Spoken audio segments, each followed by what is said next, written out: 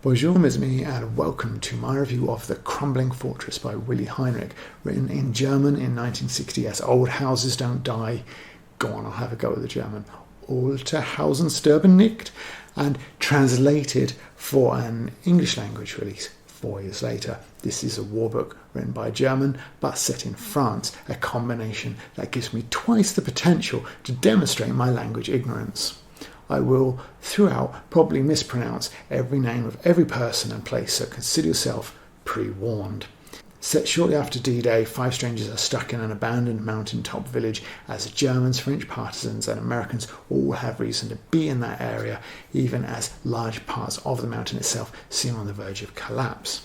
Now, before we delve deeper into the story, just a quick shout out to Bert at Bert's Books. I bought this for him and then I read it myself. Insert evil laugh here. The story begins in 1944. The Germans are in retreat across Europe as British and Americans advance. Marcel and Georges, 2 Swiss natives who joined the German army in order to fight communism, have been posted to France to face the Americans. They decide to desert and a French contact sends them to La Payne, an abandoned village in the mountains underneath an eroded and unstable cliff face. They arrive to find it's not quite as uninhabited as they were promised, as 3 other refugees are hiding out there. 2 are Jewish, the scholar Knopf and his niece Anna, who is passing for his daughter, and the 3rd is Boris, who was previously in the Red Army. Prior to the war, Boris was a teacher in the USSR, but he has recently escaped from a German prisoner of war camp.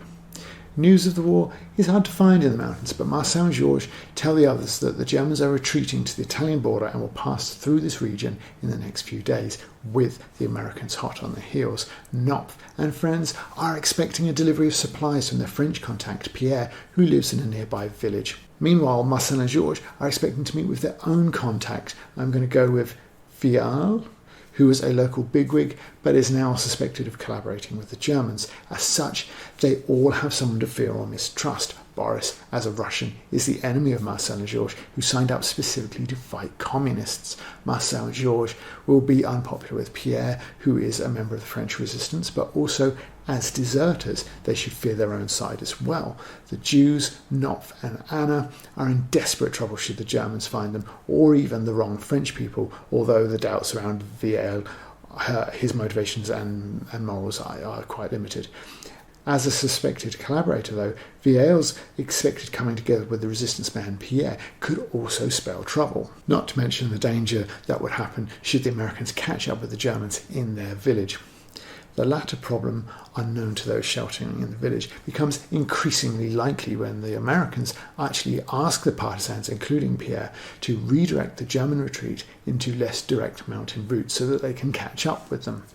When Viel arrives, Marcel and Georges decide to stake out the road in their uniforms, hoping to discourage anyone else from coming up the hills. The resistance, though, are unexpectedly in the area, and when gunfire is exchanged, the Frenchman Gaston is killed. While rushing him to the hospital, Pierre runs afoul of German scouts. His truck is destroyed, and in the process, the resistance plan is revealed to the Germans, some of whom decide to regroup at the village. Pierre and his men, infuriated by Gaston's death, blame the Germans and head into the mountains to make them pay. The Germans and the French converge on the village, and the refugees take shelter in a long-abandoned fortress. Eventually, the truth of Gaston's death will come out. It's important to point out that I am working with a translation of the original German text here, because your experience with the Crumbling Fortress might be very different if you are reading a translation by somebody other than Glenn Glerry. The significance of this becomes more striking when you read a review like this one in De Tag, who seem to be getting something that does not exist in this edition. It has action, people who are so real that one expects them to materialise before one's eyes, an atmosphere of spellbinding reality. The carefully wrought tension is supreme, the dialogue rings true, a novel that leaves behind a feeling rarely experienced with German books, that absolute class has surpassed mere talent. Well, that last statement is one I can't comment on, not really knowing much about German literature and working with an English version of the text here. But the previous 4 statements I can comment on. The first one and the last one are so intrinsically connected that I'll deal with them as one. The characters in this are a pretty diverse group, as you probably gathered from the plot description. You have a Russian teacher, an anti-communist and escaped prisoner of war, 2 Swiss nationals who have broken the law to break that country's famous neutrality to fight for the Nazis in order to defeat communists. You can say what you like about the political compass, but your evil detector seems to be only working 50% of the time there. Those 2 are now deserters, and their Lenny and George relationship is breaking down. Add to them the Jewish tutor and his teenage niece hiding out from the Germans, a middle-class French couple suspected of being collaborators on the run from their own kind, and then their own kind turning up in the form of the French partisans, and that's before you factor in the German and American armies. For an author to write about such a disparate group and perfectly judge their motivations and desires would be quite an achievement. And while the dialogue at times, like the one on the screen right now, is mildly amusing, there are times when it actually is quite horrible. Part of this may be down to the translation or even just a cultural difference. Perhaps Germans or Swiss can't banter. What do we do now? Look for a roof over our heads. Agreed. God, am I tired. What beats me is why people should be so crazy as to build a village here. They were afraid of the Saracens. Up in the mountains they were more or less safe from them. When would that have been? No idea. Before the First World War, anyway. Not good enough, George. Think of your doctor's degree. No chance of that now. Bad luck for us. It won't worry me, but your mother, she had to have a university man in the family. Her husband's bank account doesn't count for much now. Every grocer has taken to driving around in a Buick. She wanted to hand you round at parties on a silver salver. Why must you always go on about that? Why indeed?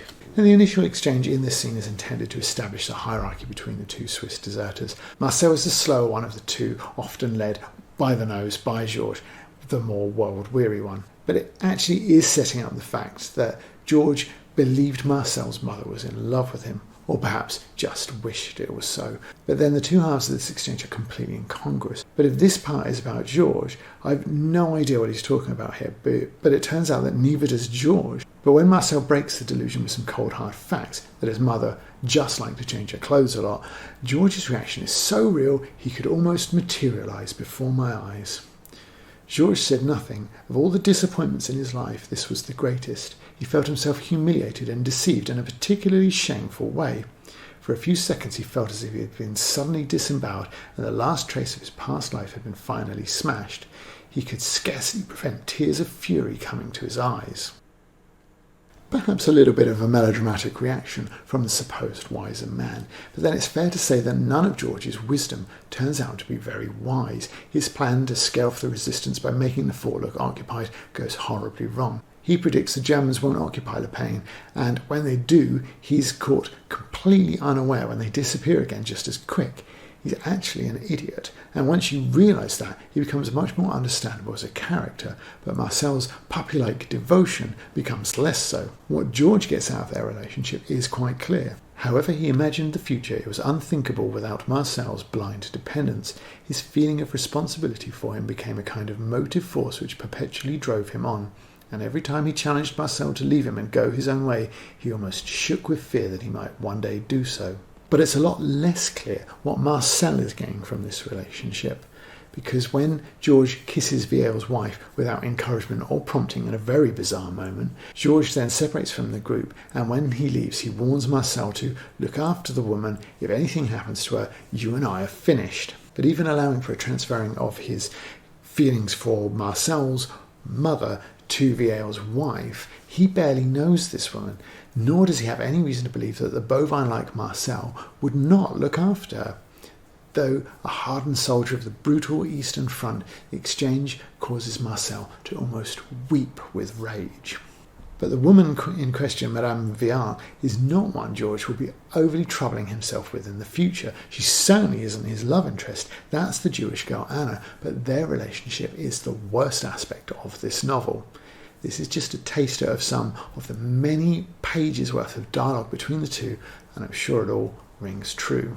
Anna goes to the spring that is their source of fresh water. George is asleep on the bank, so she washes her feet, but he was only pretending to sleep, and then he surprises her by asking, "Wasn't the water too cold?" Now there's no mention that he was joking or trying to amuse her, or even himself, but apparently he was, because in the next exchange she asks, "Was it very funny?" Georges stopped grinning. "Not exactly funny. You were so absorbed. So you weren't asleep?" "No." "You should be ashamed of yourself," said Anna calmly. She walked back to the bucket and turned her back on him. "Well, I can certainly understand his mirth. I'm cracking up now just thinking about it." Eager to make amends and extend the "what's German" for banter into another page, George decides to apologise. "I'm sorry, I didn't mean to annoy you. Or can't you take a joke? You make rather curious jokes." "Good, then I humbly beg your pardon, but don't keep your back turned to me and stop being a kipper." And why the hell does he call her a kipper? I assume that's a cultural thing that I don't understand, so I don't consider that to be that bad, but the rest of it is really quite bizarre. And George definitely seems to be doing that pick-up artist thing where you do strange things and then blame the other person for it to try and undermine their confidence. Very odd, very weird. Naturally, the conversation soon turns to the war, but in a far from natural way. George changes the subject out of the blue with 2 cryptic sentences, and Anna isn't the only one confused by that. It's a dilemma, but there is nothing much that you or I can do about it, nor can the Germans if it comes to that. "What are you talking about?" "I'm talking about the discrepancy," said George cheerfully. "About the discrepancy between good intentions and their results. Think what you like of me, but it was hardly my fault the Germans were fated to commit national harakiri. The Germans I knew, with a few exceptions, were of the same opinion." "I still don't understand what your opinion is." "Then you haven't been listening properly." "I was just thinking what you would look like without a beard," said Anna. George laughed. Perhaps he changes the subject like that because of how weird that conversation is.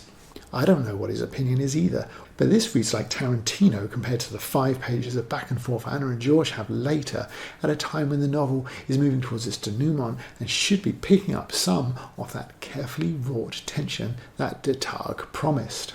Now, Chekhov's gun is a theory that if you write about a gun in Act 1, you have to use it in Act 3. So the repeated mentions of the fragile state of the mountain and the fortress's potential to collapse at any moment seem like they should have a payoff. We are promised as late as the last handful of pages that the mountain is going to collapse around us at any moment, but it doesn't. In fact, we are promised rather a lot of things that should happen. The finale brings all of the people to the same place at the same time, but it strangely keeps them separate. The ideological differences between the Russian and the communist haters is not what causes tension in the group. It's the fact that everybody loves Anna and she loves George, the dishevelled windbag. I'd like to say that that was an unbelievable situation, but too many dishevelled windbags end up punching above their weight, so who knows? Well, the characters in this novel don't. These young people wear me out. I can never strike the right note with them, and they always do the opposite of what I would do in their place. Am I really so old, or is there something else? If it's any comfort to you, I don't understand them either, and I don't feel old enough yet to put it down to my age. "Holy Mother of God," said Madame Vielle in amazement at the sudden tension that had sprung up between George and Anna. "Whatever's going on between you two?" Later, Anna is so concerned about everybody running off when the mood takes them that she runs off, prompting more questions from the people of this book around the strange behaviour of the people in this book. This is the scene that ends chapter 4. Boris turned half around and said, "There's a car coming." "Pierre?" "It's not Pierre. Is there another car, an Escarène?" "One, a red Citroën." "This car is not red. It's dark-coloured, black or blue. I couldn't see it properly." "Please fetch Anna back," said Knopf after a long pause. This part of the scene is not bad because there is danger in their discovery after all, but it is so one note, there's no urgency, made doubly clear by ending with this long pause. You could simply move that to the start of the sentence to remove some of the emphasis you get from ending with it. Knopf is already established as professorial and verbose. You can see the exchange on page 101, but where he begins with, "It's not a long story," but then rambles on over 2 pages for an example of that. It's not in itself unbelievable, but here we can use it to our advantage if the pedestrian Knopf is suddenly spurred into action. His uncharacteristic behaviour would exaggerate the significance of the moment that this long pause plays down. Boris is supposedly infatuated with Anna, so why is his first thought not for her safety? Does any of this seem so real that these people could materialise in front of you? How about now? Boris, get Anna back. There's a car coming. Knopf. Pierre? No. Knopf surges to his feet as quickly as they can, and they both call desperately for Anna. The least that you could do is change the word long for concerned. Towards the end, the novel's characters are experiencing the same situation, but all in 3 distinct groups, making things become non-linear. It's the exchange of large caliber gunfire that sets the time for each group. But this sudden fragmentation of the timeline doesn't appear to be done for any real literary reason. The tank shots are distant in the first and third instances. The mystery of who is shooting is resolved in the middle one. It might have been more effective here to keep things linear and jump between the groups, but in truth, I think it would probably just have demonstrated that Heinrich's separate threads are not ready to come together. And the significance of this moment, the catalyst for quite a lot of what follows, is fragmented along with the story and tone. The first scene is some truly risible, romantic and melancholy exchanges between Anna and Georges. The second is the action scene with Pierre actually under fire. And the third, back in the mountains, is with Knopf and the others. They're initially concerned, but then they switch to talking about Verdun. Later, there's a fourth group disturbed by tank gunfire, and this use of the determiner, you will note matching the one above, suggests that this too is another group hearing the same established gunfire, but it is not. It's a new one that has not been established in the text. While this is possibly a hangover from the original German text, this determiner is simply wrong. It confuses the situation, which does not help build tension. But if your attempt to build tension is not quite right, there can be no doubt about that atmosphere of spellbinding reality, be that realism 2.0, ultra-realism, or just verisimilitude. But what Crumbling Fortress has seems like none of the three, all of the above, or veering wildly between watered-down versions of those and the more fantastic. The pause button is your friend, or we'll be here all day. But if you want to make this fun for yourself, try and count how many times he writes valley or some variation of mountain here. Heinrich describes what is more or less the same mountains 3 or 4 times in the same chapter, with limited variation on each occasion. This first example offers nothing in the way of language that might cause an emotive response, and then ladles it on thick with this anthropomorphic probing of the sky and oxymoronic imagery of a volcano of silence burying the landscape.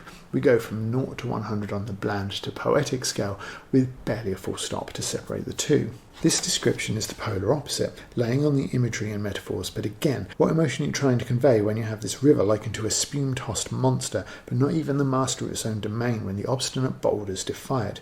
Juxtaposing the boulders of the river with the pebbles of the personified road scared by the river, but also the roiling spume with the yawning languor of the tunnels. It's just a bit all over the place. This is a bland and long-winded way of saying the road forks here. The only language of any emotive value is this word desolate, which is kind of a cliche, no? I'm beginning to feel like we're beating a dead horse, but we're barely out of chapter 1. Is this one realism, or is it just dull? I feel like if it was realism, I'd know what shape, material and age these tables were. Perhaps even why there's 2 of them in one room. What's a heavy sofa? Why is the wallpaper blue and the goatskins white, but nothing else is coloured apart from the brightly coloured curtains? If this is a style, I don't know what style it is. Ah yes, now this one comes straight out of the AA guide style. Riveting to read, and there's no danger of you getting lost. Honestly, pause this and read it once. What did you experience? What did you learn? And now, if I took you to this spot in the French countryside, do you think you'd recognise it? And there are actually 3 more paragraphs of a similar size that describe this area. And if you're wondering, it's the same area as before, the only meaningful part of it is that it reminds you that the road forks here.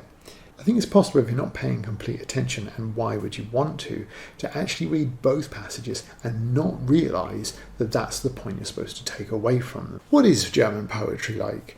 Roses are red, violets are blue because evolution and selective breeding of plants has made them that way. I have to assume because the metaphors in use here are so mechanical. Thunder was rumbling in the distance as if an enormous iron barrel was rolling downhill.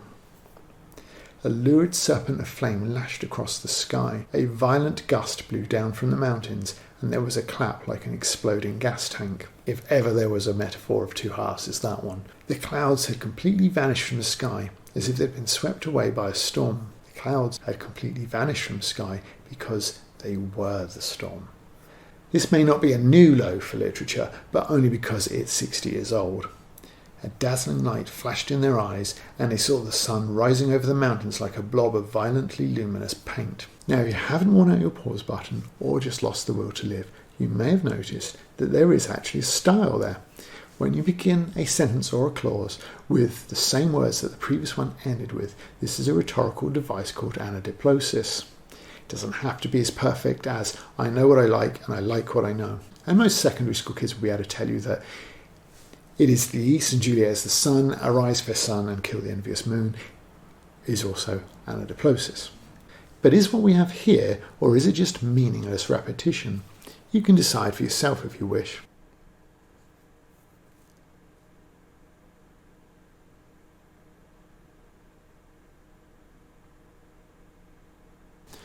In conclusion, much love to Bert, and I hope you have more fun with this book than I did.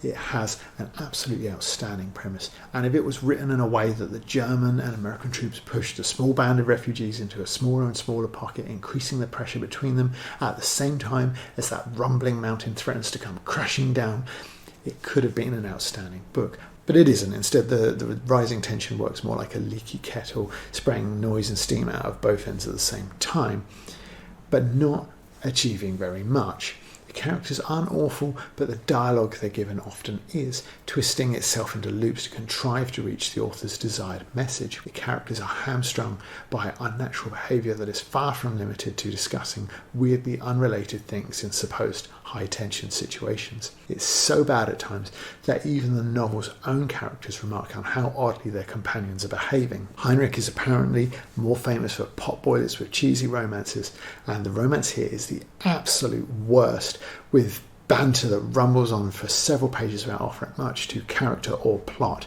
And yes, I did use anadiplosis there, intentionally, whereas Heinrich's writing is more aimless, giving the text an uneven and occasionally bizarre tone. This is a great book, buried under a mountain of incompetence, as fragile as the one that threatens Le Pen, but because of the vast potential, I'm sure that a decent amount of people will probably get something more from it than I did. Not recommended. Thank you for watching. I hope that, if nothing else, you enjoyed me picking at a book, even if your opinion on that book disagrees completely with mine. I think I'm on a bit of a roll at the moment, one of those rolls where the last 3 or 4 books that I've read, while not terrible, none of them have been particularly good, and hopefully that will change with the next one, which you'll find out if you click like, subscribe and ring the bell. Bye.